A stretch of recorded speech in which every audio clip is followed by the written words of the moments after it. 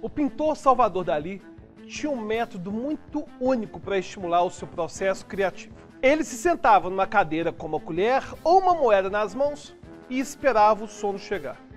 Depois de um tempo, quando começava a adormecer e os músculos começavam a relaxar, o objeto caía da sua mão e fazia barulho, o que acabava fazendo ele despertar. Pode parecer algo não convencional, porque realmente Dalí era uma pessoa muito excêntrica, mas certamente o ajudava a criar, já que o surrealismo, o movimento artístico seguido pelo pintor, era muito baseado nos sonhos. Mas pode ser que tenham outros motivos para as inspirações nascerem em Dalí, justamente no momento em que ele ia dormir. No episódio de hoje, nós comentaremos sobre a importância do sono e como que ele nos auxilia a criar e a aprender. E se você não me conhece, eu sou Alberto Eliso e nesse canal a gente fala de filosofia, neurociência e psicologia. Você não precisa ser estudioso do sono ou seguir alguma seita religiosa para saber que tem algo acontecendo em nosso cérebro enquanto nós dormimos. E na maioria das vezes, acontecem conexões entre ideias de uma forma que não acontece quando estamos acordados. Mas por que será que isso acontece? Na verdade, antes de responder a isso, vamos buscar entender por que nós dormimos. Uma das hipóteses diz que dormimos para evitar uma vigília desnecessária.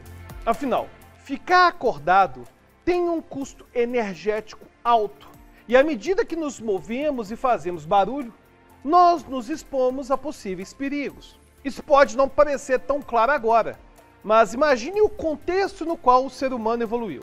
Tratava-se de um ambiente muito competitivo e com muitas ameaças possíveis. E o ideal seria evitá-las ao máximo. Para essa hipótese, nós herdamos essa forma de proteção, se assim podemos dizer. Mas nós ainda continuamos usando o sono como uma forma de poupar energia, já que membros da nossa espécie conseguem fazer tudo o que precisam para sobreviver dentro de um período de aproximadamente 16 horas. Mas essa hipótese não explica tudo, já que durante o sono, nosso cérebro também se mantém ativo. Ou seja, não faz sentido usar o momento reservado a poupar para continuar gastando energia.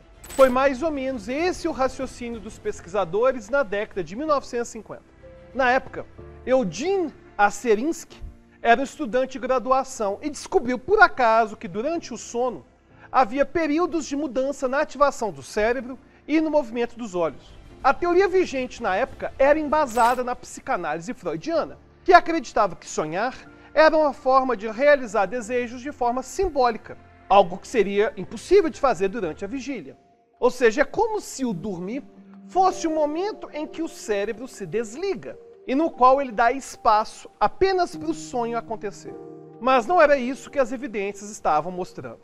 Tudo indicava que o cérebro não só se mantém ativo, mas a maneira como essa ativação ocorre se altera em ciclos durante a noite. Aquele padrão de movimento dos olhos observado por Asserinsky era apenas uma das fases do sono. Depois de estudos realizados, ele e seu orientador de doutorado, Nathaniel Kleitman, descreveram para o mundo o que ficou conhecido como sono REM, que seria as iniciais em inglês para movimento rápido dos olhos. Além dessa fase, foi descrita posteriormente a fase não REM, sendo que essa última pode ser dividida em 4. A variar com o padrão de ondas emitidas pelo cérebro. As fases do sono se alternam durante a noite e formam um tipo de gráfico que chamamos de arquitetura do sono, como este aí que está representado agora. No gráfico, quanto mais à direita, significa mais tempo de sono, e as barras verticais demonstram em qual estágio está aquele período do sono. Por exemplo, se formos buscar nesse gráfico os momentos em que o sono REM acontece, o primeiro seria entre meia-noite e 1h da manhã. Depois, perto das 2 horas. Antes das 4, próximo às 5 e antes das 6 horas da manhã. Em pessoas com um sono regular e saudável, o padrão das fases do sono é muito semelhante a esse visto no gráfico. Mesmo se compararmos pessoas dormindo em horários diferentes das 23 horas, como é mostrado no exemplo.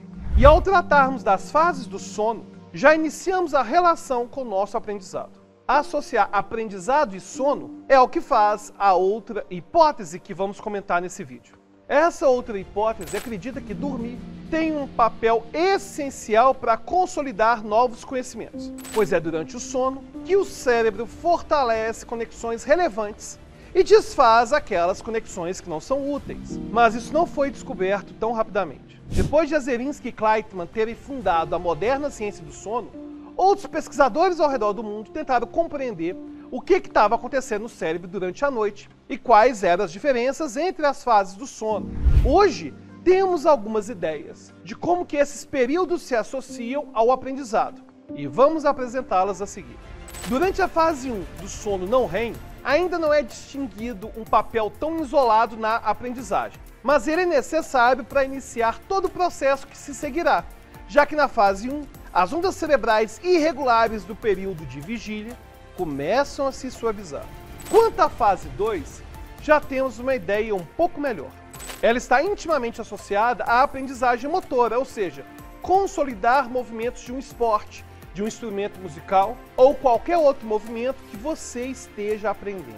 Inclusive, há um período longo de padrão da fase 2 de sono, pouco antes de despertarmos, e é muito necessário passarmos por ele para fixarmos o que estamos aprendendo. Uma conclusão que a gente pode tirar disso é que treinadores que acompanham músicos e atletas devem entender que as últimas horas do sono podem ser essenciais para lembrar do que foi treinado no dia anterior. Privar os aprendizes desse descanso pode estar fazendo eles regredirem e não avançarem. Mas voltando às fases do sono, as fases 3 e 4 estão relacionadas à consolidação de memórias adquiridas recentemente, sobre fatos, nomes, datas, vocabulário, fórmulas, conhecimentos essenciais quando falamos de contexto de aprendizagem. E quanto ao sono REM, aquele em que há movimento rápido dos olhos e ondas cerebrais desincronizadas, é nele que nós fortalecemos associações e conceitos. E também fazemos novas relações entre ideias, algo que é muito importante para a criação. Além disso, essa fase está associada ao reconhecimento de padrões e à resolução de problemas. Dá para imaginar então o porquê de muitas ideias de artistas e cientistas surgirem durante a noite, já que o cérebro de fato está recombinando informações. E é claro que, se tratando da relação entre fases do sono e aprendizagem, não há uma separação rígida. O que estamos falando aqui é apenas de uma predominância. Inclusive, para percebermos as vantagens do sono na aprendizagem, não precisamos nem que a pessoa tenha dormido uma noite completa. Um cochilo durante o dia já pode ter um efeito positivo. Se você assistiu ao segundo vídeo do nosso canal, no qual falamos se a internet pode nos deixar deprimidos, você já teve o primeiro contato com as ideias da pesquisadora Sarah Mednick. Aqui vale a pena trazer outros achados dela e de seus colaboradores. Em uma das pesquisas conduzidas por ela, foi feita a divisão de 2 grupos de participantes. Um grupo iria estudar a matéria durante a parte da manhã e voltaria à noite para testar seus conhecimentos sobre o assunto estudado. O outro grupo passaria pela mesma condição, exceto por uma diferença sutil. Essas pessoas teriam um cochilo de aproximadamente 1 hora durante o dia. Os pesquisadores perceberam que aqueles que tiveram a oportunidade de cochilar se saíram 30% melhor nos testes que foram aplicados durante a noite. E é claro que isso não substitui uma noite de sono, mas já é o suficiente para impactar no nosso aprendizado. E obviamente não é só o cérebro que se beneficia do sono. Nós já sabemos que dormir está associado à regulação de hormônios, restauração de tecidos e ao bom funcionamento do sistema imunológico. Ou seja, ao contrário da crença de muitos estudantes ou de professores que propagam que dormir é perda de tempo, o sono tem um papel essencial na nossa educação e na nossa aprendizagem. Dormir não é apenas uma maneira de recarregar nossas energias e renovar nossa atenção. É realmente uma forma de aprender de olhos fechados.